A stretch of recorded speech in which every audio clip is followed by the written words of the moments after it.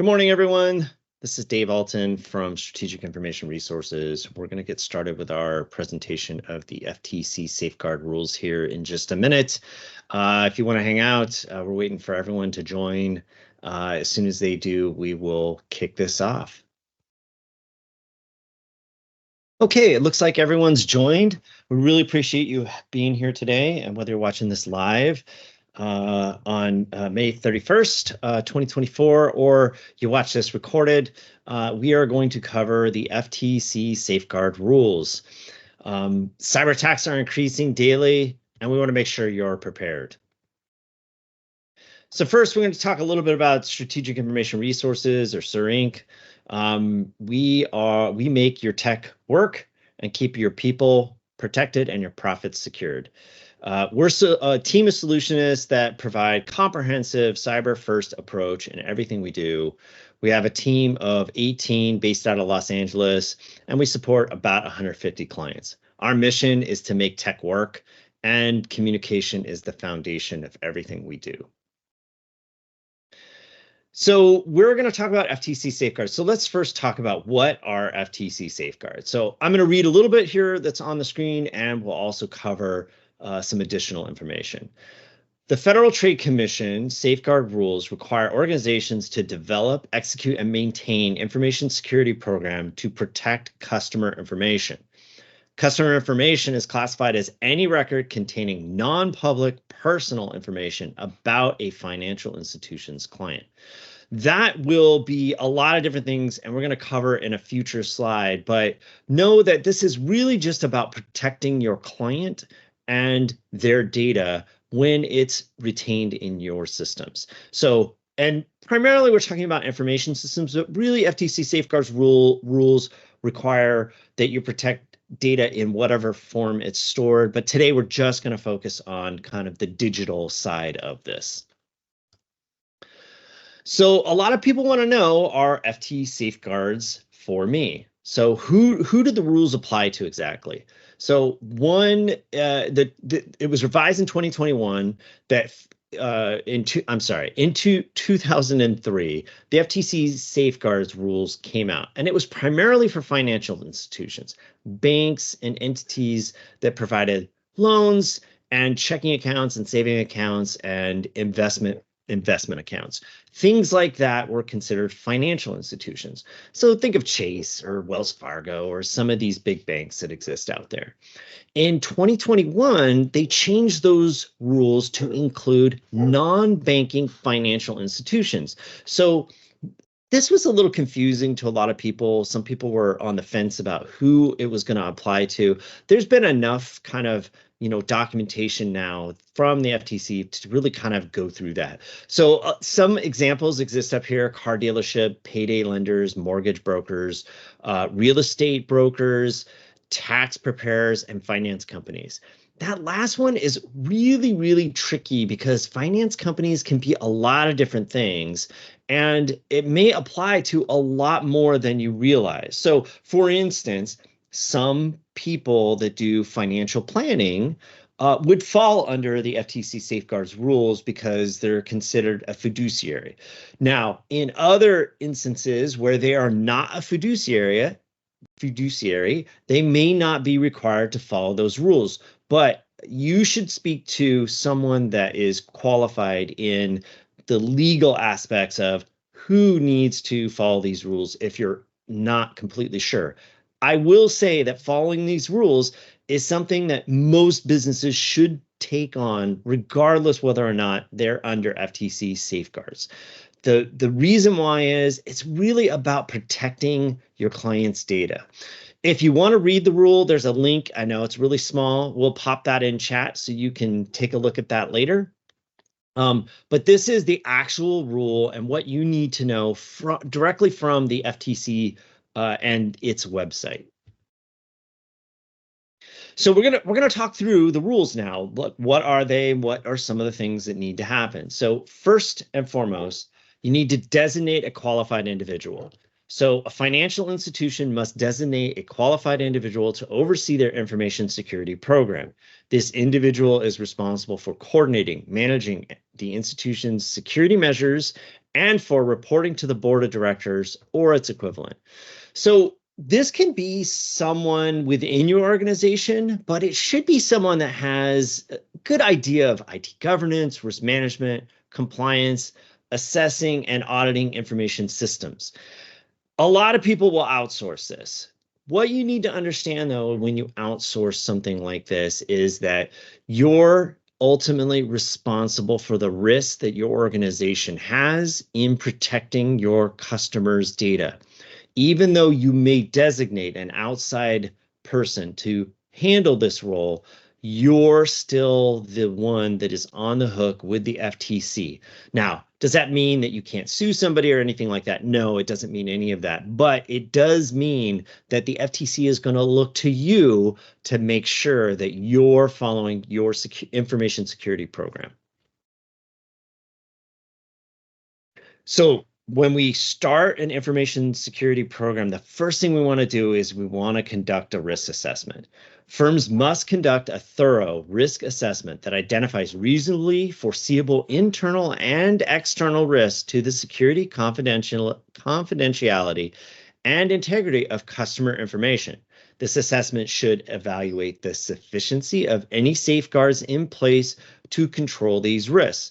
Now, this is, hey, you've got to understand what risks are in your organization and how to protect against those risks being utilized by either an internal or an external person to access your customers' information in an unauthorized way. But a lot of people don't understand that to really do this well and to really understand it and make sure you're following the rules, you have to know what data you have. So a lot of times when we start these risk assessments, we really focused on, like, do you have vulnerabilities and what are those vulnerabilities and how do we mitigate them? But really and truly, you have to start with what data of your customer do you have? And does it all need to be protected? So there are some forms of data that a lot of people don't realize they even need to protect, and others that really don't matter because they're not personally identifiable information. So, or PII, some people call that. So some of the obvious ones that we have to protect are like driver's license, social security number, tax IDs, credit cards. I think everybody kind of gets that. You know, any kind of medical records and things like that are also things that have to be protected. But did you know that an email address is technically a personally identifiable piece of information that you must protect?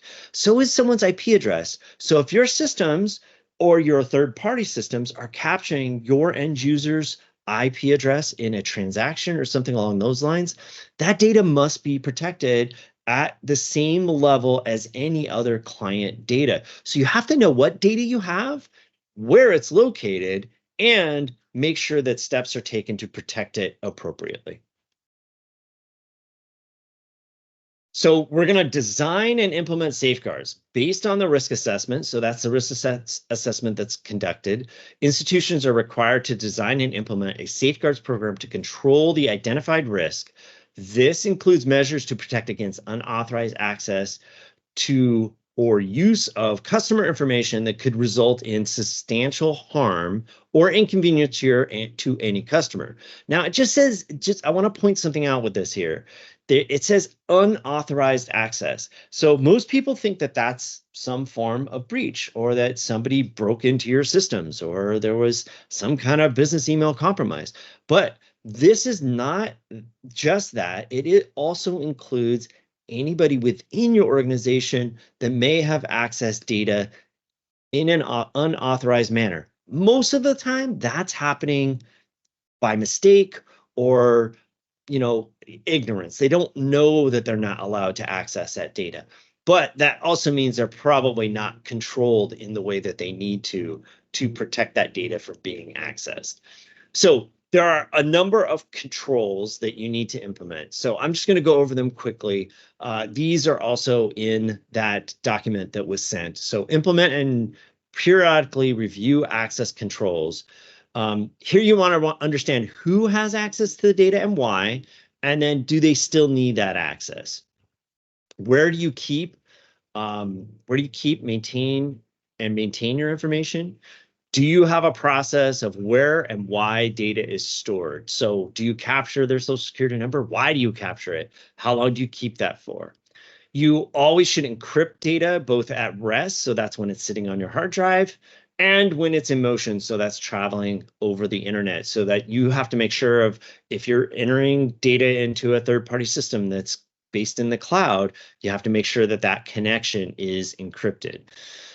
Most won't have to evaluate their own applications, but all third-party applications should be assessed for their security around your customer's data.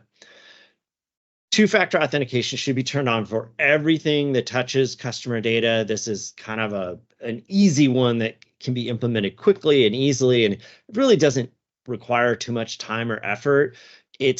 But it's one of the best protections that you can do quickly. So one that a lot of people don't realize is that after 2 years, the data of your client must be disposed of if it has not been accessed in that time, or they're no longer doing business with you after 2 years. So, do you have a plan to, hey, this data is in use anymore. This client hasn't contacted us anymore. We need to delete that data. So that is something a lot of people do not do or plan for. You're also supposed to evaluate any changes to your information systems. So if you add a server or a firewall, or let's say you bring in new internet, or even if you move buildings, you really should go back and make sure that you're tracking those changes and you have some kind of approval system in place for those information systems. And lastly, you want to maintain a log of access to data. So this should be reviewed for any unauthorized access. Again, any unauthorized access that includes both internal and external users. So we want to regularly monitor and test safeguards. The rule mandates regular testing and monitoring of the effectiveness of the safeguards that you put in place. This ensures that the systems are functioning as intended and are updated in response to new threats or changes in operations. So this can be done in a couple ways. One is through a continuous testing platform that looks for holes and alerts you to situations that may be accessing unauthorized or may have unauthorized access to data. Or if you don't have a continuous platform, a yearly penetration test should be performed. And this is a very thorough test. It's a little different than an assessment. It tests both internal and external controls to make sure that it's actually protecting your client's data as you think it should. And then you should also plan to test your systems whenever there's any kind of material change, like what I talked about before. You added a firewall, you put in a new server, things like that that affect the overall changes of your information systems. So this is another one where this one's tricky to do. Ensure service providers and test safeguards. So financial institutions must take steps to ensure that their service providers are capable of maintaining appropriate safeguards for customer information. Contracts with service providers should require them to implement and maintain such safeguards. So that's such a broad thing. So that would apply to a company like ours that is maybe helping you do your FTC safeguards. If we're helping you with your information systems, then we're required to follow those same safeguards when we're accessing your data. So that is something that you should be doing, not just to your service providers, but really anybody that kind of is managing or maintaining your information in the cloud and things like that. And the way you go about doing that is you ask, are you following FTC safeguards? Do you have a SOC 2 compliance and what is its scope? And various other frameworks that help to provide that very good understanding that not only are they doing what they say they're doing, but they have the proof that they're doing it. We also want to train your staff. Your information security program is only as good as your weakest link. In most cases, the weakest link are your people. Your security program should be front and center in all of your employees' minds. It's it's critical that our people are involved in this because they're the ones that are typically interacting with our clients' data. So they have to interact with that appropriately and make sure that they're using the data both appropriately and securely. So for instance, maybe sharing someone's social security number isn't allowed, but sharing their email is in an appropriate manner. Some of the ways that we train staffs are with, for instance, phishing simulations. Business email compromise or compromise of any type normally starts with email. Over 90% of any kind of compromise that happens today, over 90% of those start with some kind of phishing email where they're trying to get you to click on something. So people should conduct security awareness training. This is where not only do I train you on, phishing simulations, but I also do things like, what is my information security policy? How do I handle PII? What are the rules that need to be followed when dealing with any kind of digital kind of thing? And what do I do if I see something that's wrong? Hey, I don't think I'm supposed to have access to this data. Who do they bring that up to? How is that managed and things like that? But unless you train your staff to, say something when something seems off or doesn't seem right, you're really not going to get that information back to be able to make those changes. You can also conduct tabletop exercises. This is a way to make sure your team is handling data properly. So you could say, hey, I want you to share this piece of data with this other entity. And they go about doing that, and then you look at that process and you go, oh, wait, this seems like we should be doing it differently. And you can make adjustments to your information security plan to account for that when you kind of go through those exercises. We also test other things in tabletop exercises, like how do we respond to a security event? And what are the things that we do when, migrating data or things like that? There are a lot of different ways to take that information security plan and make sure it's being followed.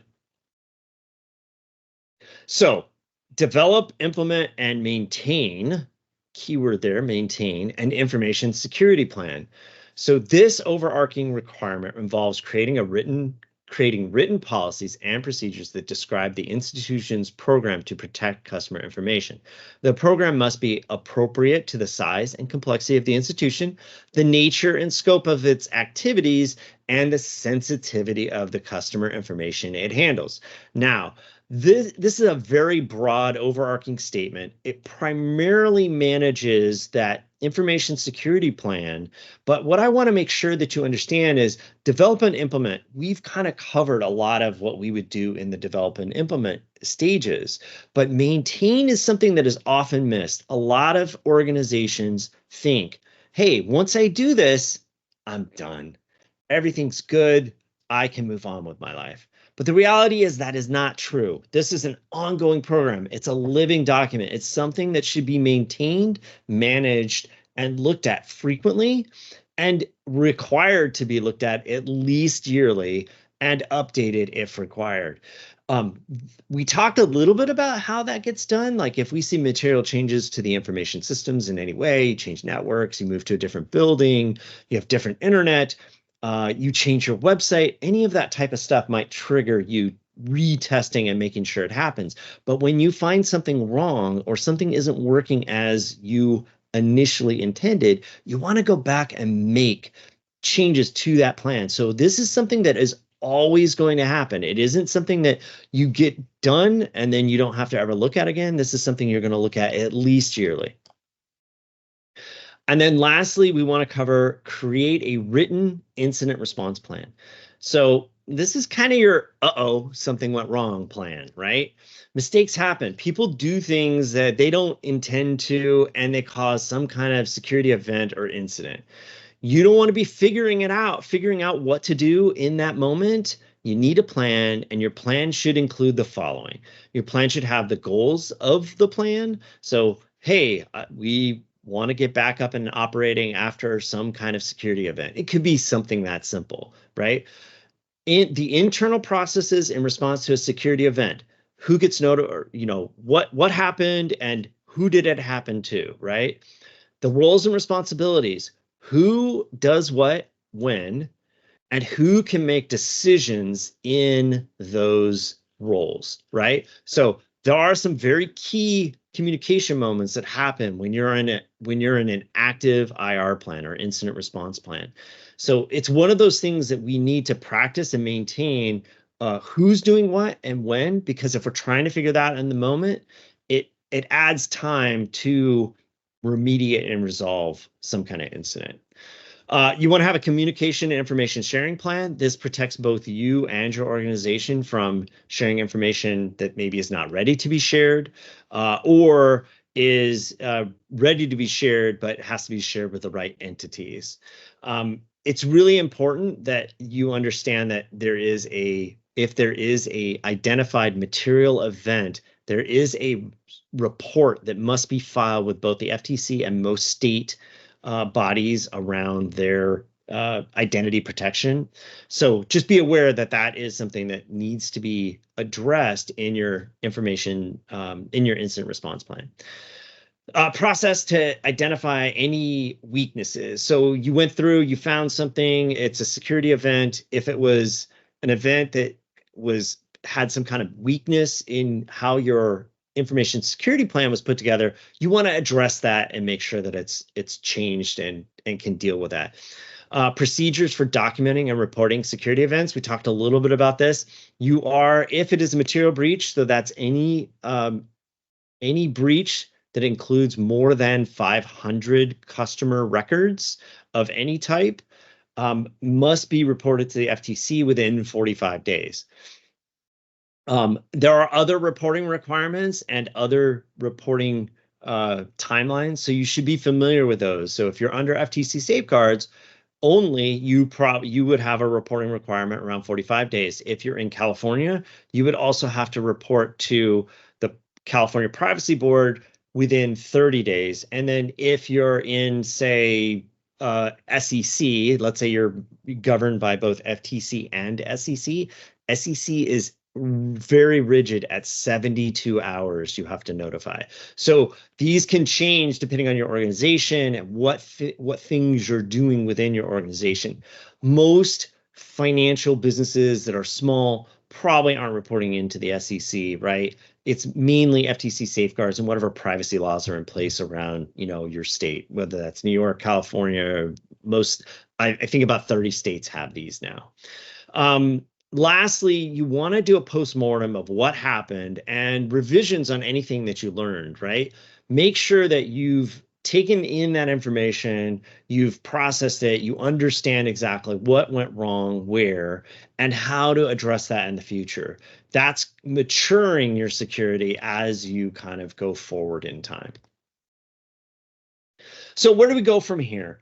So you can try and piece this together yourself. It's something that's totally doable. The FTC rule that we provided you has all the information that you need to really, kind of build that security plan, and all the things that you need to do. I will tell you, while it's not complex, it's not simple either. It does take a lot of know-how. It takes a lot of understanding of information security systems, what data exists, what needs to be protected, and things like that. So you could probably do it yourself. You could spend months in figuring it out and kind of DIYing it, or you can partner with somebody. You can partner with someone like us, or another qualified service provider where they really have that kind of FTC safeguards rules in their head. They know what they need to do. They know how to protect it, and they're protecting themselves. So what's your next step? If you're interested in understanding your security posture and journey, and whether or not maybe you need to be assessed with the FTC safeguards, we can do that and help you with it, right? Our calendar does fill up fast. After these webinars, we have a lot of people that want to come in and, get this understanding. So we dropped in the chat, it's here on the page as well, a link to book a cybersecurity strategy session, where we can cover a lot of this stuff for you. We can understand your, kind of security risk profile, your attack surface layers, and ultimately get you to a program that is allowing you to be FTC Safeguard compliant. I want to thank you for being here today. We really appreciate all your time. We're going to go ahead and stop the recording now, and we'll address any questions that come up in the chat. Thank you again, and we look forward to having this a series next month where we're going to be covering a lot of what's going on with DMARC right now, right? And some of the email security and deliverability situations that are happening because of it. Thank you again, and we'll see you next time.